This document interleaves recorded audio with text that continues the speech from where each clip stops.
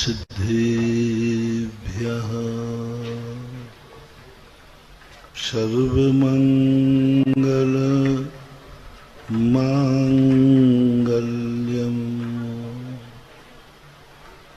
सर्वकल्याणकारकम् प्रधानम्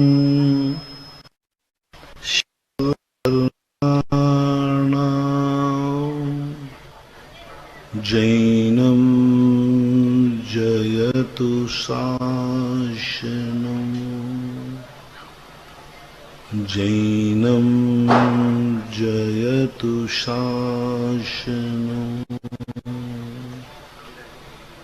पंच परमेष्टि भगवान की आचार्य श्री गुरुवर कुंद कुंद महाराज की आचार्य श्री गुरुवर विद्यासागर महाराज की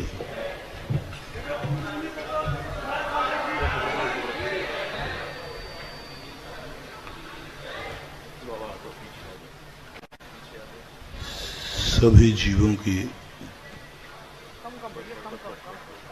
एक ही जिंदगी में तमन्ना है कि हमारे जीवन में दुख की निवृत्ति हो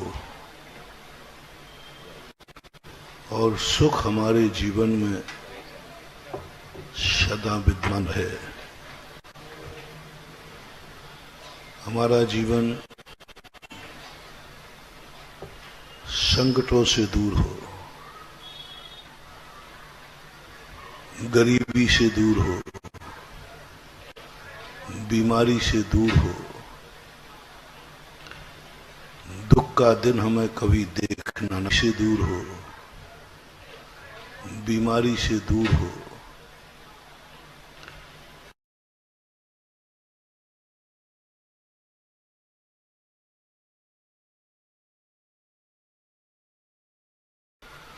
और जो सुख है वह कभी खत्म ना हो, उसमें वृद्धि होना चाहिए। इस विषय को लेकर अपन विगत दिनों से कोई रास्ता खोज रहे हैं, कोई सोच रहे हैं कोई ऐसा मंत्र, कोई ऐसी शक्ति मिल जाए निवारण कर दे, संपूर्ण दुखों को समाप्त कर दे। दुख नाम की चीज दुनिया में रहे ही नहीं,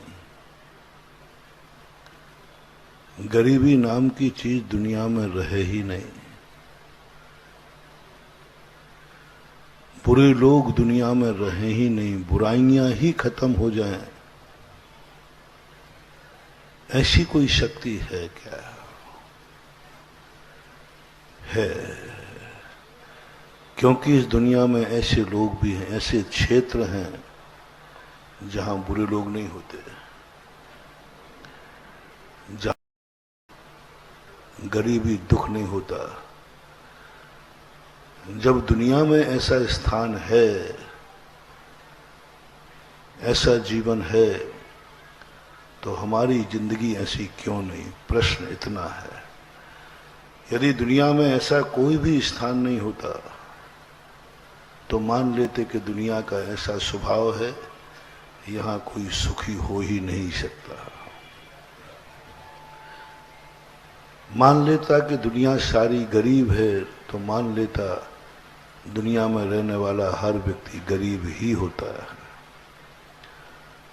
संतोष हो जाता है जब सारे जो दुख अपनी जिंदगी में आए वो दुख सारी दुनिया को आ जाए, तो फिर विकल्प नहीं आता, मैं ही दुखी थोड़ी हूं, सारी दुनिया दुखी है।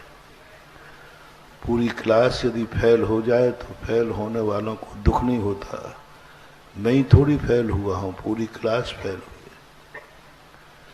सारी दुनिया एक साथ रोने बैठ जाए तो किसी की आंख में आंसू नहीं आएगा, मैं ही थोड़ी रो रहा हूं, सारी दुनिया रो रही है। परेशानी कहां पड़ती है? जब एक गरीब अमीर आदमी को देखता है तो उसकी आत्मा तिलमिला जाती है, उसकी आत्मा में बहुत क्लेश होता है कि जब ये अमीर है तो मैं गरीब क्यों? जब ये सुखी है तो मैं दुखी क्यों? जब ये नींद ले रहा है घर्राटे की तो मुझे नींद क्यों नहीं आ रही? ये पक्षपात कौन करता है? किसने बनाई ये गरीब अमीर की दुनिया? किसने बनाया ये दुख और सुख?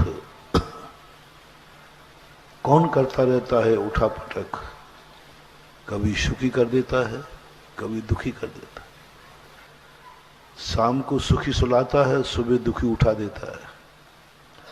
सुबह सुखी उठाता है, शाम को दुखी कर देता है। आखिर किसके हाथ में है रिमोट कंट्रोल? ये प्रश्न है सारे जगत के, सारी दुनिया का। इस प्रश्न ऐसे है जिन प्रश्नों का समाधान खोजते खोजते वह जिंदगी का अंत कर देता है। क्योंकि जब उसे ये मालूम चल गया कि दुनिया में ऐसे जीव हैं जो सदा सुखी थे, हैं और रहेंगे, कोई दुख नहीं होगा, तो फिर मैं क्यों नहीं?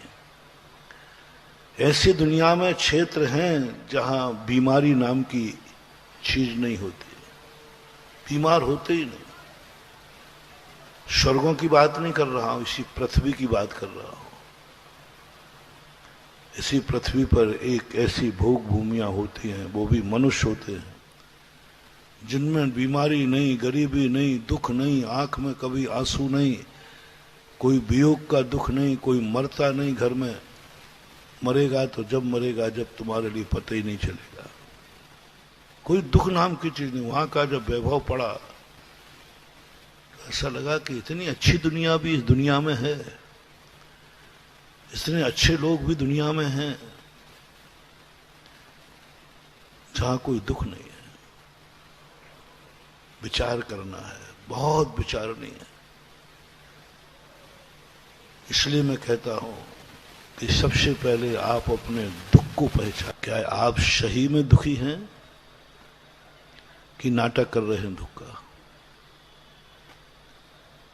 आप सही में गरीब हैं या गरीबी का नाटक कर रहे हैं? यदि आप सही में दुखी हैं तो आपको कभी भी किसी भी चीज में सुख नजर नहीं आना चाहिए, क्योंकि दुखी व्यक्ति को सब चीज बेकार लगती है। कुछ भी नहीं, उसको ना नींद आती है ना कुछ आता है, क्योंकि वो दुखी है। तो पहले आप निर्णय करें कि बहाना तो नहीं बना रहे हो, आपकी नींद बता रही है, आपकी मौज मस्ती बता रही है, आपके शौक बता रहे हैं कि आप दुखी नहीं हैं। हमें तो तुम रोते कम दिखते हो, हंसते ज्यादा दिखते हो।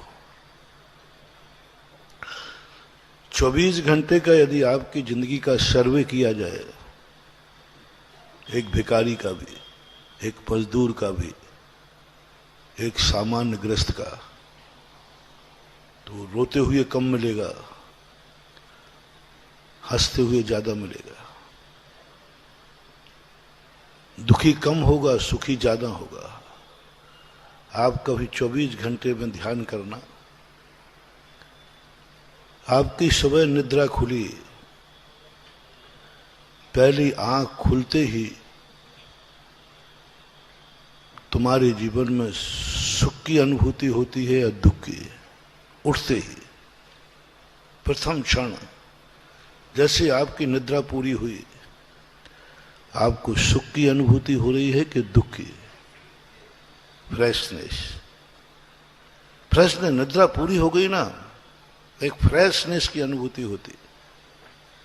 आपकी शुरुआत, आपका मंगला क्षण सुख से गुजरा, सुख से हुआ है। पहला पकड़ो, सबसे पहला क्षण पकड़ो, आज का दिन हमारा कैसा निकलेगा, आज का दिन मेरा कैसा है। जैसे ही आप सुबह उठे, सबसे पहले आपको अनुभूति क्या हुई? ब्रह्म मुहूर्त में, जो प्रातः काल का समय होता है, सूर्य की किरण निकलते ही आपने जब निद्रा भंग की उस समय आपकी अनुभूति कैच करना, नोट करना। 99% लोग सोने के प्रथम समय में, प्रथम सेकंड में सुखी होते हैं, अच्छा महसूस करते हैं। उसको कैच कर लेना। और बस जैसे यदि आपका पहला सेकंड, पहला मिनट आपका सुखी मिले, तो आप जगत के जितने भी तुम्हारे आदर्श हैं, भगवान हैं, गुरु हैं, मंत्र हैं, उनको एक बार थैंक्स कह देना। बस ज्यादा कठिन मार्ग नहीं बताऊंगा। जैसे ही तुम्हारी अनुभूति में आए कि मैं आज बिल्कुल उठा हूं, बहुत अच्छा लग रहा है, बहुत फ्रेशनेस महसूस हो रहा है, कुछ नहीं, कुछ भी नहीं, अतीत भी याद नहीं है, भविष्य की कोई चिंता नहीं, उसी समय हाथ जोड़ करके जहां भी तुम हो अपने देवता को नमस्कार कर लेना। हे प्रभु, हे देवता, हे महाशक्तियां, जो भी जिनके ऊपर, जिनके आशीर्वाद की तुम्हें कामना होती है, जिनसे तुम्हें आशीर्वाद मिलता है, उनको वहीं से बस एक प्रणाम कर लेना और थैंक्स कहना, धन्यवाद, मेरा पहला क्षण अच्छा बीता। तुरंत वहां से आशीर्वाद आएगा।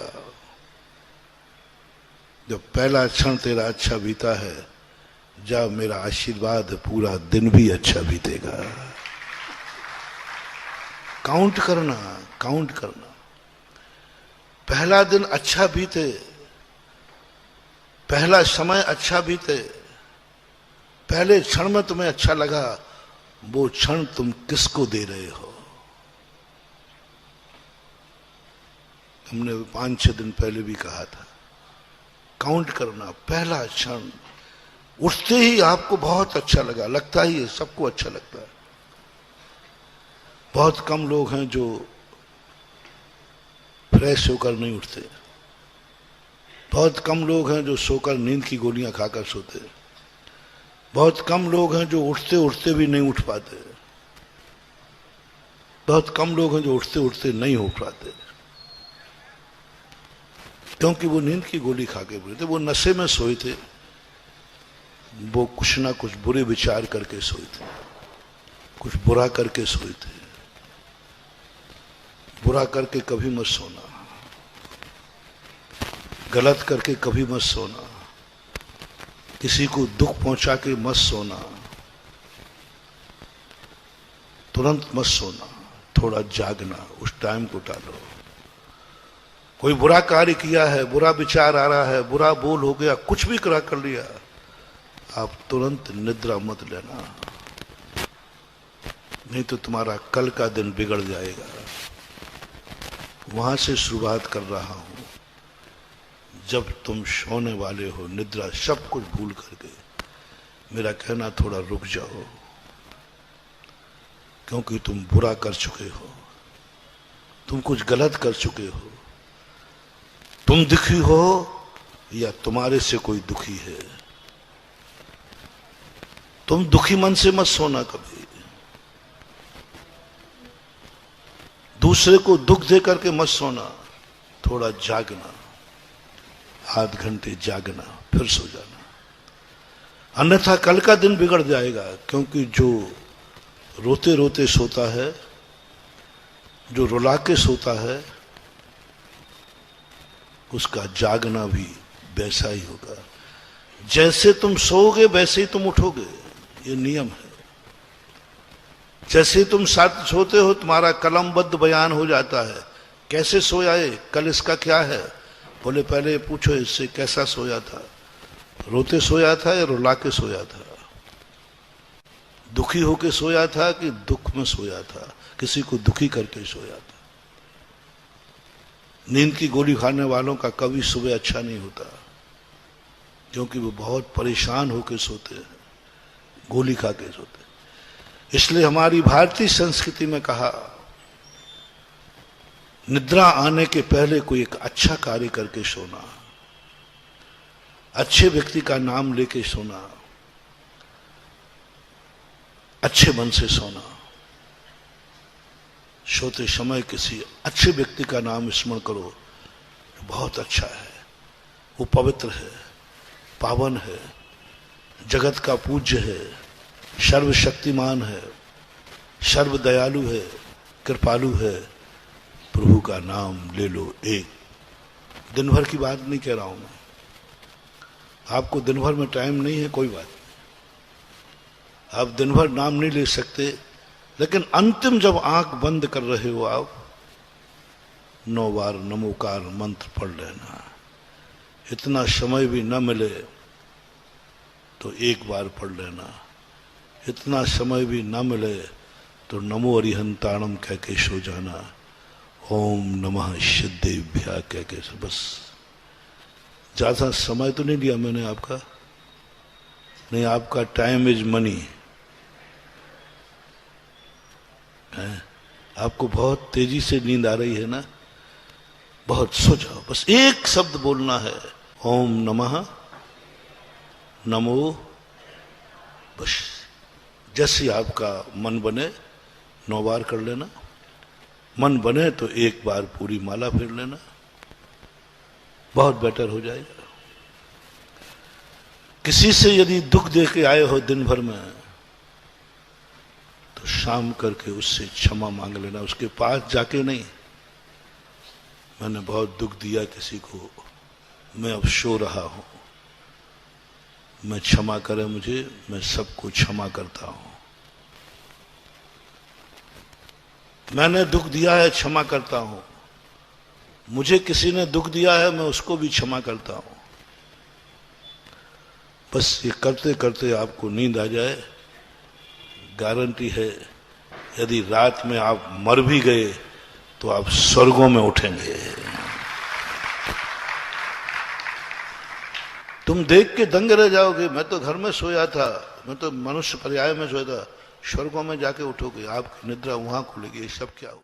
बात सोते समय की आपने जिंदगी संभाली है, मात्र 1 मिनट का समय, 1 मिनट की जिंदगी संभालने में तुम्हारे लिए कितना सुख दे रहा हूं, उस स्थान पर भेज रहा हूं जहां तुम्हें कोई भी दुख नहीं दे सकता, तुम कभी दुखी नहीं हो सकते, तुम कभी भी मात्र 1 मिनट का समय है। निद्रा लेते समय बस कोई शुभ स्मरण करते हुए सो जाना, शुभ नाम लेते हुए सो जाना, शुभ कुछ बोलते हुए सो जाना, बस कुछ शुभ करके हो सो जाओ। जिस अवस्था में तुम सोए हो, रात भर का आपका सब कुछ वही हो गया। ज्योतिष शास्त्रों में आता है, मैं रोक इसलिए रहा हूं, और आप लोगों की आदत होती है कि बच्चे को डांट कर मत सुलाना, 6 महीने की उम्र खत्म हो जाती उस बच्चे की, जो तुम रोता रोता बच्चा सो जाता है। आप माताओं की आदत होती है, बच्चा परेशान करता है उसको डांटते हो, डपटते हो, थप्पड़ मारते हो, सो जा तू चुपचाप, वो डर के सो जाता है। सोते समय बच्चे को गौर करना, बच्चा सोते हुए हिचकी लेता है, ऐसी गलती कभी मत कर देना महान भाव, बच्चे को जगा दो। सांप का काटने वाला सोता है, इसी प्रकार डर करके भय करके जो सोता है, इनकी जिंदगी बहुत खतरनाक, मत सोने दो। सांप को काटने वाले को सोने मत देना, थप्पड़ मारना, उसकी आंखों में बाम लगा देना, उसको कितना भी टॉर्चर करना पड़े, सांप के काटने वाले को नींद बहुत आती है, लेकिन तुम उसको सोने मत देना, क्योंकि सोते ही तो जहर की रफ्तार बढ़ जाएगी। इसलिए सांप के काटने वाले को सोने नहीं दिया जाता। इसी प्रकार दुखी व्यक्ति को प्रकृति ने, कुदरत ने कहा इसको सोने मत देना। आपने देखा है कि दुख में सिर दर्द हो रहा हो, टेंशन आ रहा हो तो नींद नहीं आती, कुदरत से नींद नहीं आती। ये बहुत शुभ लक्षण है, बहुत शुभ लक्षण है, क्योंकि तुम दुखी हो, तुम परेशान हो, तुम टेंशन में हो, तुम्हें नींद नहीं आ रही है, सोने का प्रयास मत करना। ये कुदरत ने कहा, प्रकृति ने कहा इसको नींद नहीं आ जाए क्योंकि ये दुखी है। यदि दुखी मन में नींद आ जाएगी तो इसकी पूरी रात क्या 6 महीने बर्बाद हो जाएंगे। बच्चे को डांटना नहीं सोने के लिए, प्यार से सुलाना, खुश होकर के सुलाना, खुशी करके सुलाना, चाहे कितना भी क्यों ना हो। तुम्हें कोई रात भर नींद नहीं आई, मत आने दो, नींद की गोली खाने की जरूरत नहीं है। नींद की गोली खाना तुम्हारी एक इतनी बड़ी मजबूरी है, बहुत ज्यादा, क्योंकि दुखी मन से तुम सो रहे हो, तुम्हारा कल बिगड़ जाएगा। पहला मोटिवेशन लें सभी लोग, हम कभी दुखी मन से नहीं सोएंगे, हम किसी को दुखी करके नहीं सुलाएंगे। हम भय में निद्रा नहीं लेंगे, किसी को डरा के नहीं सुलाएंगे।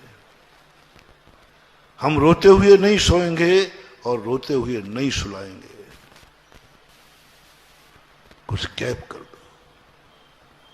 ज्योतिष शास्त्रों में एक ऐसी परिणति आती है, और वो क्षण यदि तुमने टाल दिया, आध घंटे लेट जरूर हो जाओगे, लेकिन कल पूरा दिन तुम्हारा शुभ हो जाएगा। कुछ करो प्रयास ऐसा, कुछ करो सोने के पहले ऐसा जो तुम्हारे मन को खुश करे, सारा घर खुश हो जाए और तुम्हारे मन में एक ऐसी पवित्र मन में भाव आ जाए,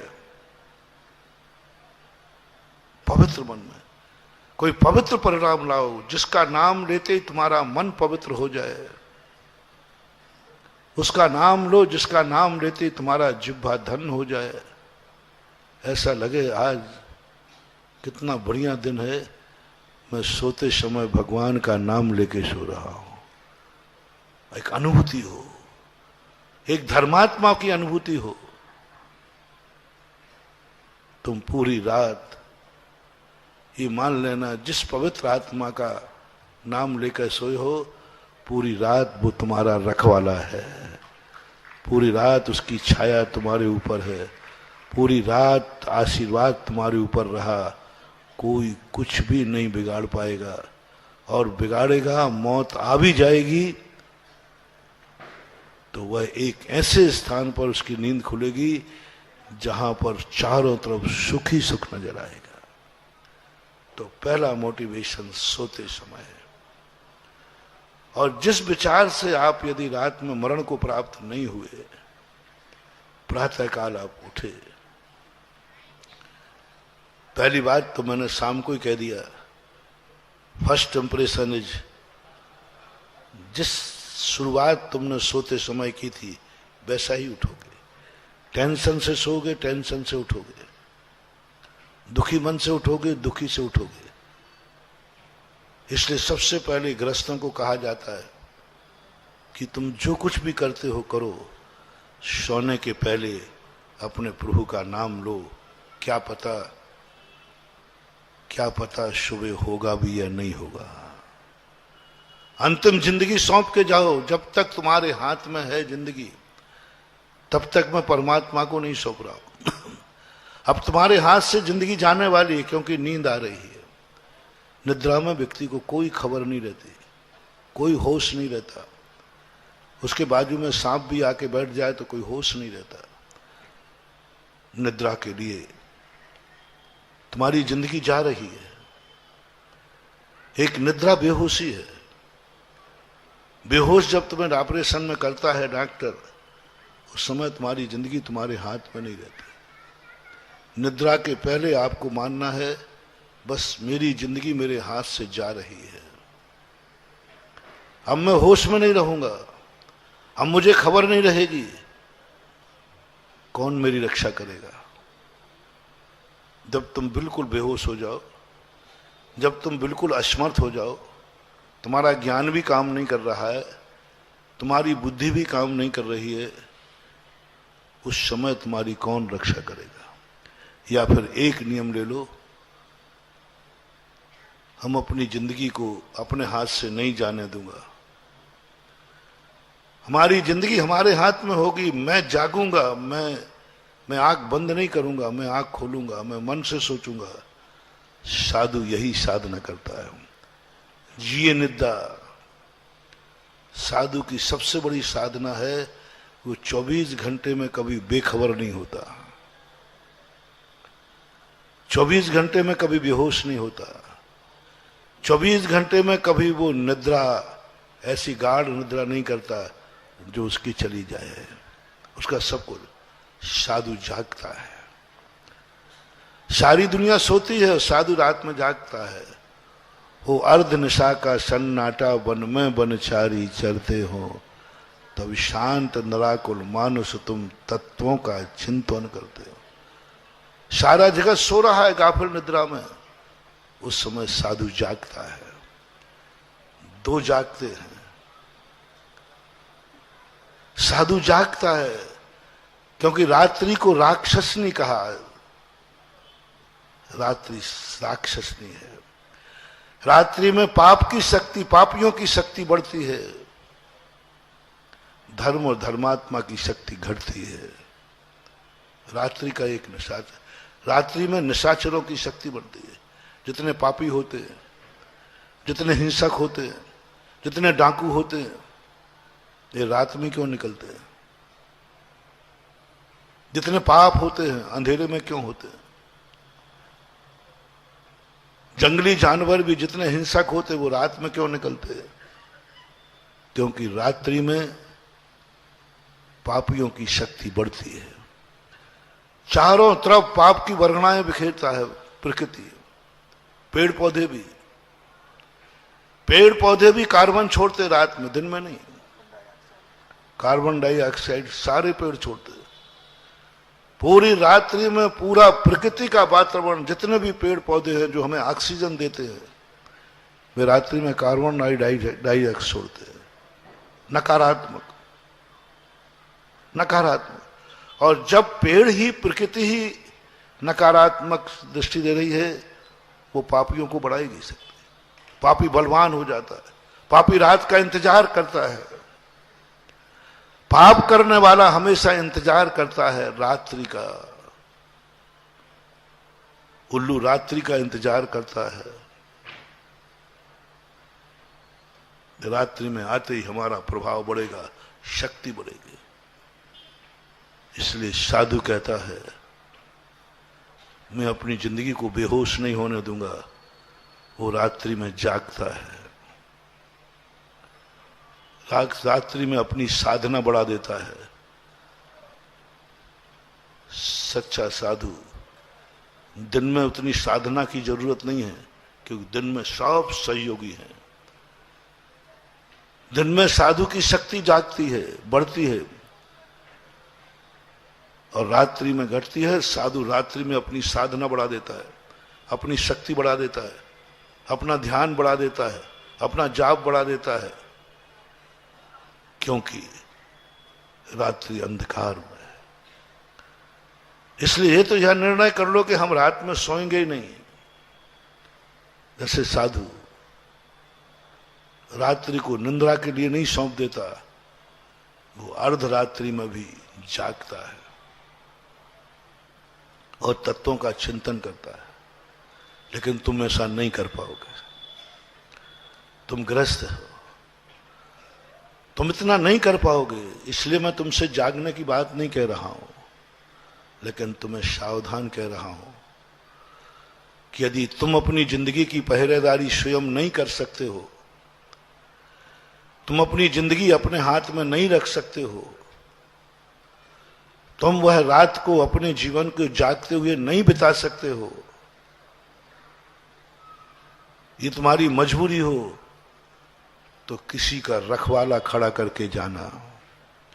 या तो तुम रखवाली करो अपनी जिंदगी की, और नहीं कर सकते हो, किसी शक्तिमान को रखवाला बना के जाओ। कौन है तुम्हारा जिंदगी का शक्तिमान व्यक्ति? कौन है जो तुम्हारी बेहोशी में तुम्हारी रक्षा कर सके? अब तुम तो बेहोश हो रहे हो, तुम्हें तो कुछ खबर रहेगी नहीं, तुम्हें तो यही पता नहीं रहेगा कि मैं कौन हूं, कहां सोया हूं, मैं क्या करूं, कुछ भी होश नहीं रहता सोते समय। महानुभाव, बहुत करुणा दया करके कह रहा हूं कि सोने के पहले अपनी जिंदगी की चौकीदारी, अपने जिंदगी का रखवाला सोते समय, जागते समय नहीं कह रहा हूं। जागते समय तो तुम खुद सावधान हो, जागते समय तुम्हें उस महाशक्ति की जरूरत नहीं है, जागते समय परमात्मा की जरूरत नहीं है, जागते समय गुरु की जरूरत नहीं है, जागते समय माँ बाप की जरूरत नहीं है, जागते समय कुछ अदृश्य शक्तियों की जरूरत नहीं है, क्योंकि तुम जाग रहे हो। सोते समय, सोने के पहले कौन है तुम्हारी दृष्टि में जो तुम्हारी सोते हुए रक्षा करेगा?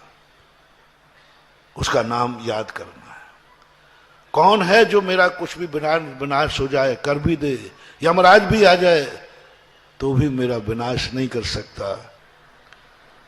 जब व्यक्ति पूर्णतः सुख ही है, कोई संकट नहीं, ना था, ना है और ना रहेगा, उस समय यदि तुझे मंदिर जाने का भाव आ जाए, समझ लेना धर्म तेरी आत्मा की पर्याय बन गया। मैंने कहा था ना, दुख का दिन मंदिर में और सुख का दिन होटल में।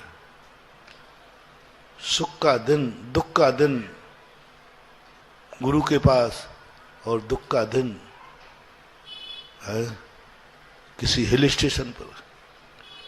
दुख का दिन धर्मात्माओं के बीच में, धर्म क्षेत्र में, और सुख का दिन पापियों के बीच में, पाप स्थान पर। जहां देखोगे तो पाप है, जहां पृथ्वी पाप है, वहां जाते ही पाप का भाव होता है। अच्छे अच्छे लोग मैंने धर्मात्मा देखे, वे लौट के आए, प्रायश्चित दिया, बोले महाराज जी मेरे भाव बिगड़ गए। बोले क्या? बोले हिल स्टेशन पर गया, वहां सब लोग शराब पी रहे थे, मेरा मन हो गया। क्योंकि पापियों के साथ बैठोगे तो क्या होगा, पापी क्षेत्र पर बैठोगे तो क्या होगा।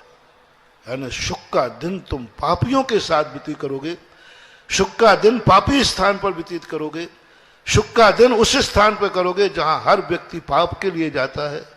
नहीं महानुभाव, सुख का दिन हम पवित्र स्थान पर जाएंगे, सुख का दिन हम मंदिर में जाएंगे, सुख के दिन में हम गुरु के पास जाएंगे, और सुख के दिन में हम धर्म करेंगे, धर्म स्थान ये है। और दूसरा लक्षण जो बता रहा था कि घर से बाहर जाते समय, किसी ने कहा जा रहे हो? बोले घर से बाहर जा रहा हूं, एक्सीडेंट हो सकता है, लुट सकते हो। ये जैसे ही भय दिखाया, तुमने कहा जी जय हो भगवान, जय हो भगवान, नाम ले लिया। उससे ज्यादा पावरफुल जब तुम सब कुछ करके घर लौट रहे हो।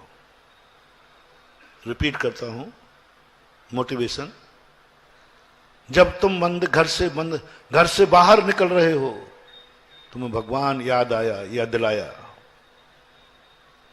उसका कोई महत्व नहीं है, वो उतना पावरफुल नहीं है, वो धर्मात्मा की निशानी नहीं। भगवान के दरबार में वो काउंटिंग नहीं होगी आपकी भक्ति में कि आप भगवान के भक्त हैं, क्योंकि आप अपने स्वार्थ के कारण भगवान का नाम ले रहे। घर से बाहर जा रहे हो ना, जिसमें भगवान का नाम लेने में आपकी स्वार्थ की गंध आ रही है। जिस समय आप सब कार्य से निर्वृत्त होकर के लौट रहे हैं घर की तरफ, अब कोई खतरा नहीं है, अपनों के बीच में जा रहे हो, उस समय जैसे ही तुमने दरवाजे पर पैर रखा, उस समय भगवान का याद आ गया। भगवान जय जनेन्द्र, भगवान नमोस्तु, मैं सकुशल लौट आया, मैं आपका आभार मानता हूं, थैंक्स। बहुत हो रहा आज सबसे ज्यादा सुबह जो मंदिरों में भीड़ है, शाम को जैनियों की तो सुबह मंदिर हाउसफुल रहते हैं, शाम को हैं महाराज इतने थके हुए आते हैं कि अब बस नींद का भाव आता है। थोड़ा रुक जाओ, मेरा कहना मानो, थोड़ा रुको।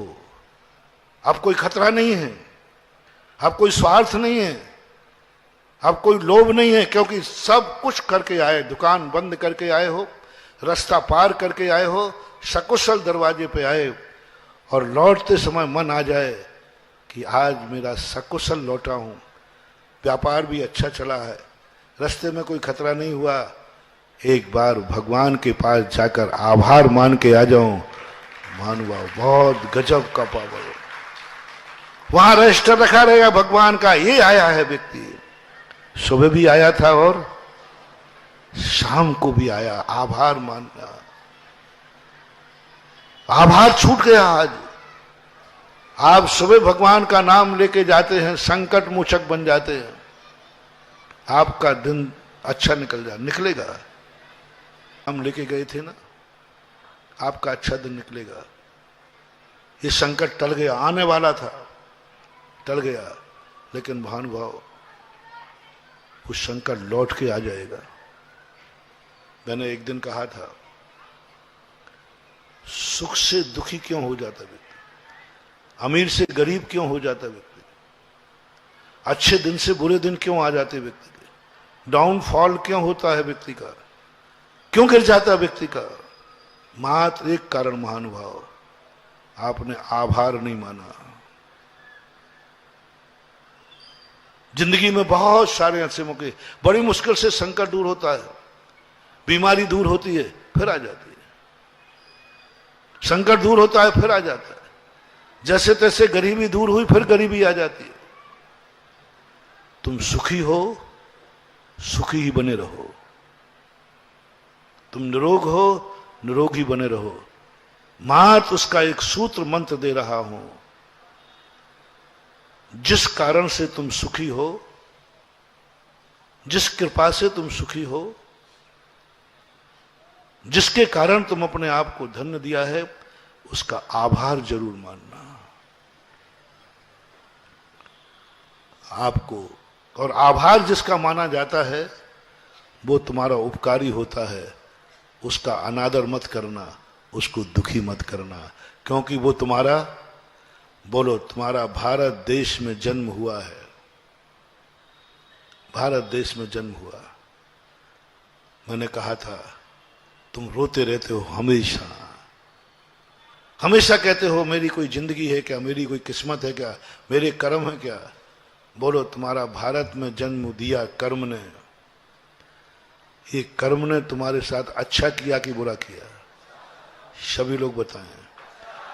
आपका भारत में जन्म हुआ, आपका, झूठ मत बोलना, ऊपर से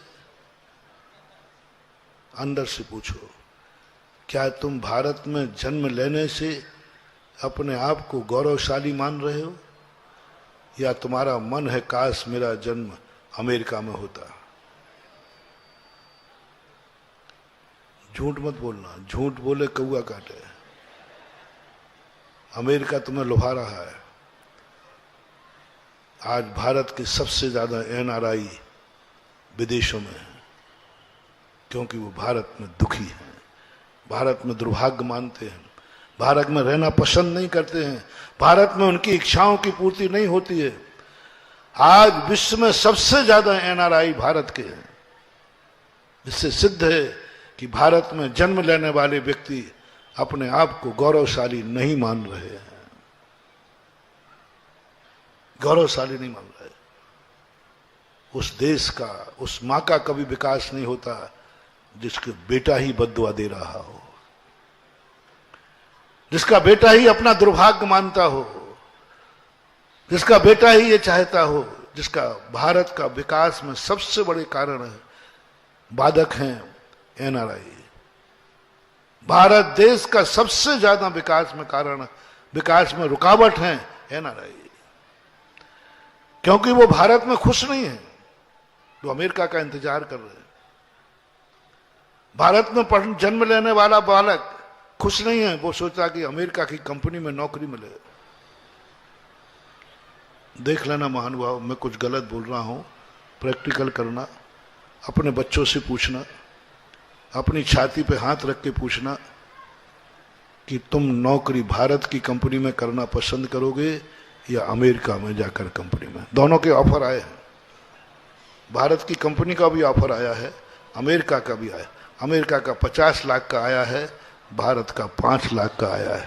फैसला आपके हाथ में है। अमेरिका देगा, अमेरिका तो भारत बर्बाद करना है उसको, तो वो तो विदेश है। विदेश तो तुम्हारे देश को बर्बाद करने के लिए पैसा फेंकेगा। वो जानता है कि तुम्हारी अंतिम कमजोरी है भारत की आर्थिक मनी, आर्थिक समस्या। भारत का सबसे बड़ा व्यक्ति, पूरे नहीं कह रहा हूं, बहुत आए धन के भूखे हैं। विदेशों ने भारत के लोगों की एक बहुत बड़ी कमजोरी पकड़ी, धन के, प्रशंसा के, पदों के भूखे होते हैं। इसके लिए वो किसी का भी कुछ भी कर सकते हैं। पदों के कारण से व्यक्ति अपने बाप की भी हत्या कर देता है, अपनों की भी हत्या कर देता है। धन के लिए वो अपने भाई को भी मारने का भाव कर सकता है, और प्रशंसा के लिए वो कुछ भी कर सकता है। भारत की अंतिम कमजोरी है, भारत के लोगों की सबसे बड़ी कमजोरी है, जो विदेशों ने पकड़ी है। 1800 कुछ में, 1837 में, 35-37 में मैकेलिक भारत आया था। भारत का पूरा सर्वे कहा, बोले भारत की अंतिम कमजोरियां लेके विदेश गया। उन्होंने कहा भारत की सबसे बड़ी कमजोरी को देखो, उसी कमजोरियों का लाभ उठाया। अंग्रेजों ने हमारे भारत को कभी नहीं लूट सकते, कभी नहीं जीत सकते। एक भारतीय सैनिक पर अंग्रेजों के 18 सैनिक, हमारे भारत का एक सैनिक और अंग्रेजों के 18 सैनिक, ये गणना की जाती थी। जब इंग्लैंड मीटिंग करता था तो बोले कितने सैनिक हैं भारत के, तो एक एक सैनिक पर 18 का गुणा करके, 18 को प्लस करके भेजता था, तब कहीं जाकर तुम जीत पाओगे। यानी भारत की शक्ति कितनी महान है, कितनी महान।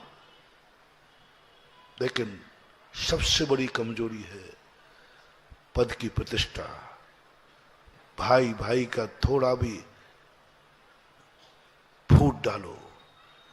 सबसे ज्यादा दुनिया में यदि फूट पड़ती है तो भारत में, सबसे ज्यादा फूट, और सबसे ज्यादा फूट पड़ती है उच्च कुलीन घरों में। सबसे ज्यादा यदि फूट है तो जैन समाज में, क्योंकि ये महाजन है, उच्च कुलीन है, पुण्य का उदय है, खाते पीते हैं। सबसे ज्यादा फूट पड़ती है घरों में।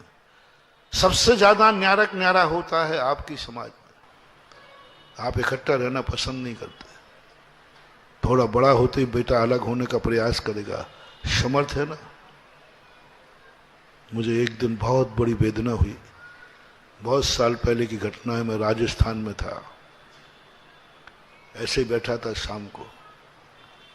उसकी माँ ने कहा बेटा रोटी खा ले, देख मैं शाम को भक्ति के लिए जाऊंगी, रात में भोजन नहीं मिलेगा। मैं सुन रहा था, वो बेटे को डांट रही थी, देख खा ले भोजन, रात में नहीं मिलेगा।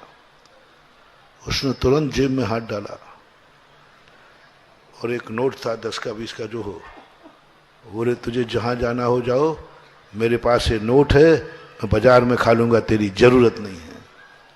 वो बच्चा मुश्किल से 6-7 साल का भी, इससे भी कम ही होगा, 5-6 साल का। मैं एकदम स्तब्ध रह गया, मेरी रूह कांप गई। एक 5 साल का बच्चा, माँ की कीमत कितनी है? वो 10 रुपए का नोट। माँ की कीमत कितनी? 10 रुपए का नोट। माँ के हाथ की रोटी कितनी? 10 रुपए का नोट। उसने दिखा दिया, जरूरत नहीं, मेरे पास 10 रुपए का नोट है, मैं खा लूंगा। तब से मैंने ये भारत देश की दशा देखी। उस बालक ने मुझे बहुत कुछ शिक्षा दी, और बालक से मैं सारे भारत की नेचर जान गया। हंडी का एक चावल देखा जाता है, पूरी हंडी नहीं। मैं समझ गया कि भारत की नीति क्या है। भारत धन के कारण, दौलत के कारण अपने भाई भाई से भी झगड़ा करने को, धन के कारण, और कोई कारण नहीं है। थोड़े से बंटवारे के कारण, थोड़े 2 फीट जमीन के कारण भाई से झगड़ा कर लेगा, यहां तक कि मां बाप से भी कर लेगा। सब भूल गया उपकार। मार पिताजी ने 2 फुट जगह नहीं दी, पिताजी ने वो मुझे दुकान नहीं दी, इतने मार से सारे उपकार भूल जाएगा और पिता के विरुद्ध में खड़ा हो जाएगा। ये है भारत का दुर्भाग्य।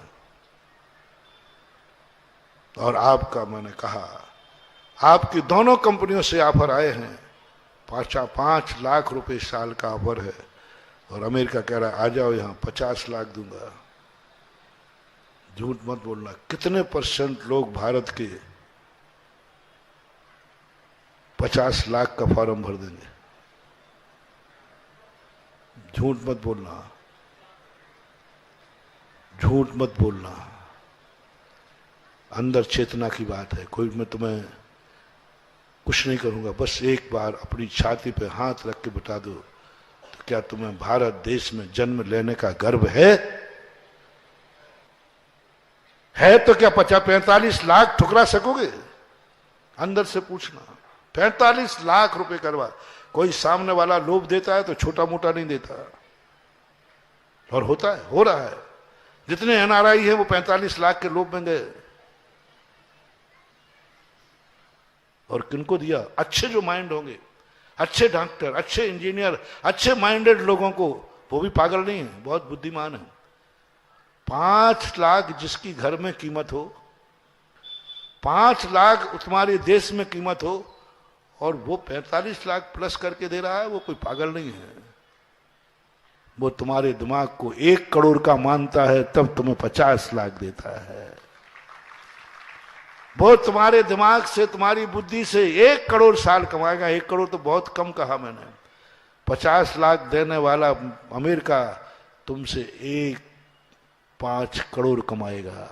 वो जान गया इसमें 5 करोड़ कमाने की क्षमता है, और वो दे देगा। जितने अच्छे लोग थे, मैंने कहा था ना, जितने अच्छे डॉक्टर थे, जितने अच्छे इंजीनियर थे, सब के सब विदेश चले गए। यहां तो गधा रह गए, गधा। अच्छे तो सब अमेरिका में, अच्छे तो सब रूस में, अच्छे माइंड तो सारी दुनिया में पहले उनको मजबूत कर रहे हैं, विदेश को मजबूत कर रहे हैं। और विदेश यही चाहता था, भारत की कमजोरी का लाभ, भारत की महत्वाकांक्षा का लाभ, भारत का 45 लाख रुपए के पैकेज का लोभ भारत को खोखला कर रहा है, भारत को खोखला कर रहा है। मैं दावे के साथ कहता हूं, यदि विश्व का सारा एनआरआई अपने भारत लौट के आ जाए और उनका दिमाग भारत को मिले, तो भारत विश्व का सबसे बड़ा देश होगा, सबसे बड़ा समाज। ये हाथ उठाने से आशीर्वाद नहीं होता रे, कोई इंका का पंजा नहीं है कि हाथ उठाने से कोई कल्याण हो जाए। ये आशीर्वाद है, अंदर चेतना से निकलता है। हाथ उठे या ना उठे, उस भक्त के सिर पर सदा गुरु का आशीर्वाद रहेगा।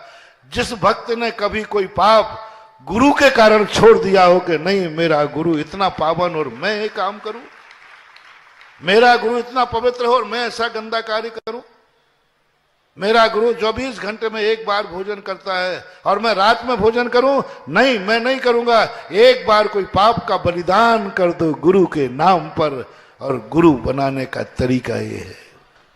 गुरु बनाने का, कोई पूछ महाराज गुरु बनाने की विधि क्या है? महाराज कितने नारियल लाऊं? हाँ, वो तो तुम ला दोगे पूरी झाल भर करके। महाराज कितने बार जयकार बोलूं? वो तो कर लोगे। कितने बार नमोस्तु करूं? महाराज आपको क्या चाहिए जिससे आप मेरे गुरु बन जाएं? हाँ, क्या चाहिए आप महाराज बता दो। अब कितना दान दूं कि मैं तुम्हारा चेला? कितना रुपया लगेगा कि हम आपके चेले बन जाएं? यदि जयकार में, लेन देन में गुरु बनता है, समझ लेना वो गुरु हो ही नहीं सकता। गुरु गुरु बने या नहीं बने, एक बात को नियम कर लो कि मैं जिस गुरु का चेला हूं, मेरे कारण से कभी गुरु का नाम बदनाम नहीं होगा। बस इतना सा कर लीजिए आप। उसके बाद आपको मेरी जरूरत नहीं है आशीर्वाद की। मेरी अंतर चेतना तुम्हारे साथ है, मुझे हाथ उठाने की जरूरत नहीं, मेरा आशीर्वाद तुम्हारे साथ है। जब भी तुम्हारे जीवन में विपत्ति आए, वहीं से स्मरण कर लेना, आशीर्वाद तुम्हारे सिर पर पहुंच जाएगा, तुम्हारा काम हो जाएगा। बस एक नियम, मैं गुरु को बदनाम नहीं होने दूंगा। यदि मेरी ये बात महाराज को पता चली तो उनको दुख कितना होगा। ये वही व्यक्ति है जिसको मैंने आशीर्वाद दिया था। थोड़ा अपराध करने के पहले सोच लेना, गुरु तुम बहुत गुरु को चाहते हो और मैं तुम्हारा गुरु बन गया हूं, तो कोई अपराध करते समय सोच लेना कि यदि ये बात मेरे गुरु को पता चल गई तो, और गुरु ने एक बार ऐसा कर दिया, ओहो मैंने गलत नंबर डायल कर लिया। दोनों सुनना, कभी यदि शिष्य भक्त जिसको महाराज ने आशीर्वाद दिया है और वो ऐसे गलत कार्य में लिप्त पाया गया, वो सूचना महाराज को मिली और महाराज के मन में ये भाव आ गया, ओहो मैंने इसको आशीर्वाद देके गलती की, समझ लेना महानुभाव तुम भस्म हो जाओगे, बर्बाद हो जाओगे, धूल में मिल जाओगे। क्योंकि आशीर्वाद देने वाले को आशीर्वाद देने के बाद खुशी होती है और तुम्हें देने के बाद दुख हो गया। ऐसी गलती मत करना, ऐसी गलती, क्योंकि उनको दुख हो गया, तुमने ऐसा गलत किया। और इतनी विधि की, बहुत सरल विधि है गुरु बनाने की, मिलेगा आशीर्वाद सदा। अपने भगवान को भी यही सोचना कि नहीं, मैं मंदिर प्रतिदिन जाता हूं, सबको मालूम है कि मैं मंदिर जाता हूं, अभिषेक पूजन करता हूं। यदि ये कहा गया तो लोग कहेंगे मंदिर जाने वाले ऐसे होते हैं, मंदिर जाने वाले ऐसे होते हैं। कौन बदनाम हुआ? मंदिर। मत करना महानुभाव, ये गलती मत करना। हमेशा ध्यान रखना कि मैं कभी अपने कारनामों से मंदिर को बदनाम नहीं होने दूंगा। तुम्हारे कुल में यदि तुम्हारे माँ बाप की कोई इज्जत है, बस कभी कोई पाप करते समय सोचना, इस कारण से मेरे माँ बाप की इज्जत तो खत्म नहीं होगी। लोग ये तो नहीं कहें कैसा है इसका बेटा, कैसे थे माँ बाप।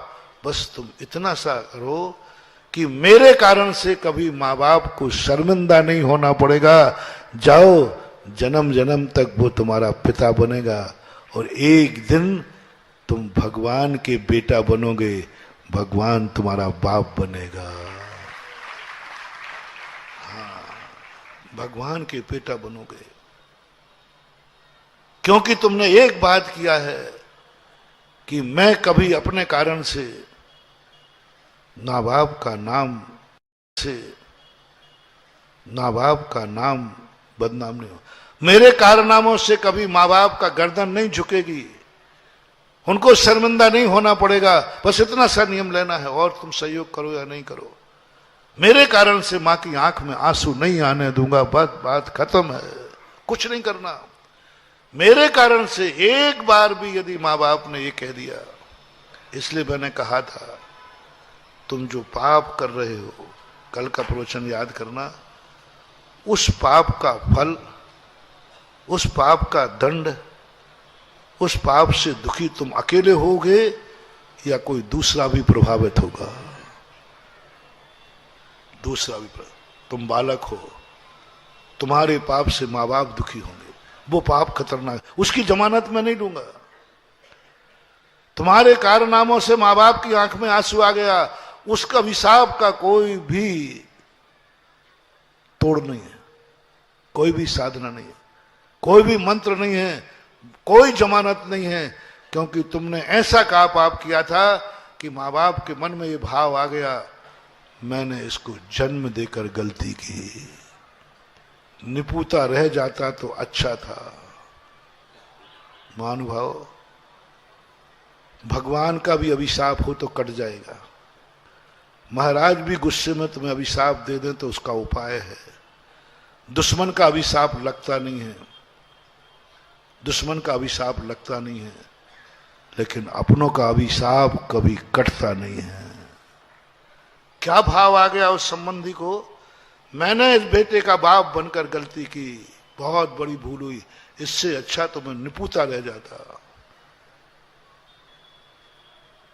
ये भाव यदि माँ बाप के मन में, माँ बाप अभिशाप नहीं देंगे तुम्हें, माँ तो अपने तुम्हें तो बोलेंगे ही नहीं, वो कुछ भी नहीं बोलेंगे, वो अपने आप को धिक्कारेंगे कि मेरी गलती है, मेरे पालन में गलती रह गई, मैंने ऐसी कौन सी गलती की जो ऐसा छोरा पैदा हुआ। महानुभाव, बड़े बड़े तुम धर्म नहीं कर पाओगे, कम से कम माँ बाप के इस अभिशाप को लेके मत मरना, मेरी इच्छा है, हर भक्त से मैं कामना करता हूं। माँ बाप का यह अभिशाप लेके मत मरना, भले तुम मंदिर आना या नहीं आना, और कुछ करना या नहीं करना, माँ बाप का अभिशाप लेके मत मरना।